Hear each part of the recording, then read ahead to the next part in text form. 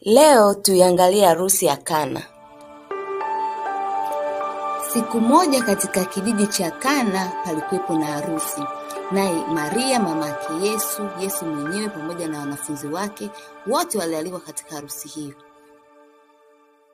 Petro, tutafute eneo uzuri kabisa la kukaa tutakapoangalia harusi kwa uzuri kabisa. Pale.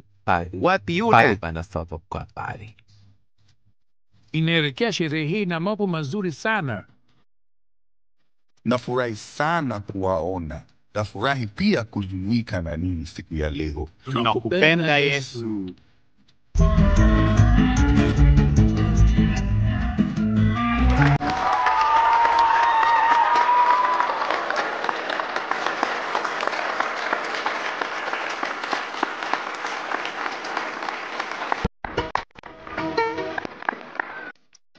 Harusi ilipendeza sana. Watu walicheza sana, wakala na kunywa wote kwa furaha sana.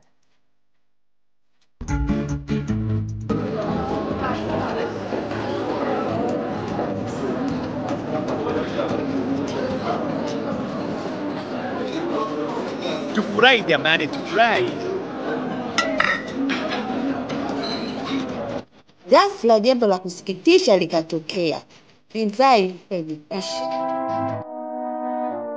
Niongezee tafadhali, niongezee. Ni kweli kabisa mkuu, imeisha. Mambo gani haya Pole. Mambo gani deki? Ndipo Maria akaenda kuzungumza na Yesu. Yesu mwanangu mzuri, tafadhali naomba uwasaidie watu hawa. Wameishiwa na divai kabisa. Wanahitaji msaada wako. Tafadhali naomba uwasaidie. Mama yangu, tuna nini mimi na wewe? Saa yangu bado haijawadia. Tafadhali Yesu, naomba uwasaidie. Najua unaweza. Jambo hili liko ndani ya uwezo wako. Tafadhali Yesu, tafadhali wasaidie tu. Ndipo Maria akaenda kuzungumza na wafanyakazi. Sasa vijana, hakikisheni lolote atakalowaambia Yesu mnalifanya. Sawa? Msiache, mfanye vile anavyowaelekeza. Sawa? Sawa. Mfuate yeye anavyosema. Vijana wema, naombeni muhakikishe mapipa yale yanajazwa maji. Mujaze maji mapipa yote yale 6.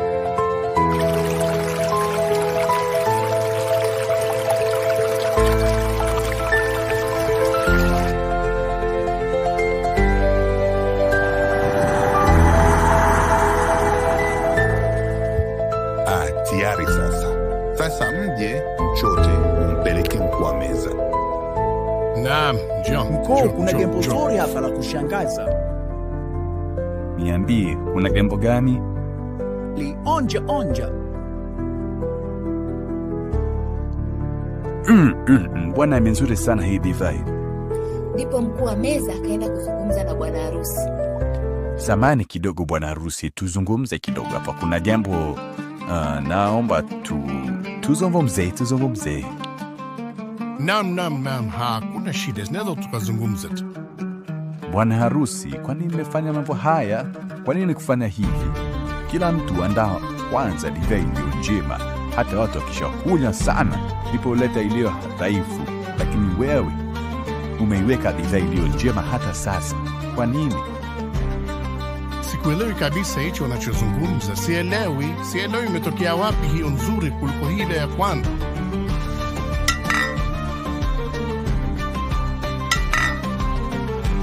Jamani, mambo ya Yesu haya, kunyweni mfurahi.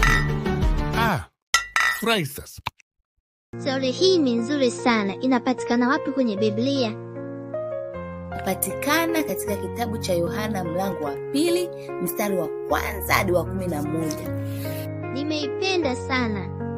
Tunajifunza mambo mengi kupitia stori hii. Kwanza, kupenda kuwasaidia wengine wakiwa na matatizo na hata kuwaombea. Maria yeye aliwasaidia wengine kupata divai mpya na alifanya hivyo kwa kuwaombea sana kwa Yesu ili awasaidie. Jambo lingine la pili tunalojifunza ni kuwa Yesu hutoa zaidi ya tunavyotarajia. Maji aliyogeuza Yesu na kuwa divai yalikuwa bora kuliko ile divai ya kwanza. Hii inaonyesha kuwa kile Yesu anachotoa ni bora kuliko kile tunachoweza kupata duniani. Anaweza kubadilisha hali zetu kuwa bora zaidi ya matarajio yetu. Lingine tunalojifunza ni kuwa divai ilipokwisha, Maria alimwambia Yesu, alijua Yesu anaweza kumsaidia. Hata na wewe mtoto, unapopatwa na shida kubwa au shida ndogo, unaweza kumwambia Yesu. Yesu atakusikiliza na kukusaidia kwa upendo. Shida ndogo ni zipi na shida kubwa ndio zipi? Shida ndogo ni kama vile umepoteza penseli yako, rafiki yako hataki kucheza na wewe, umesahau kufanya kazi ya nyumbani, au umekasirika kwa sababu ya kitu kidogo tu. Shida hizi huumiza moyo, lakini si hatari kwa maisha yako au afya yako. Shida kubwa ni kama vile mtu wa familia kuumwa sana, ama unapata shida ya kula au kulala, ama unapigwa au kunyanyaswa, ama huna nguo au viatu au vifaa vya shule, ama matatizo makubwa ya nyumbani kama vile ugomvi au maskini mkubwa. Hizi shida zote zinaweza kuhitaji msaada wa watu wazima, lakini shida hizi zote kubwa au ndogo, Yesu anaweza kutusaidia. Tumueleze Yesu pia. Sasa nifundishe jinsi ya kumwambia Yesu. Sasa jinsi ya kumwambia Yesu shida zetu. Kwanza, omba kwa moyo wa kweli.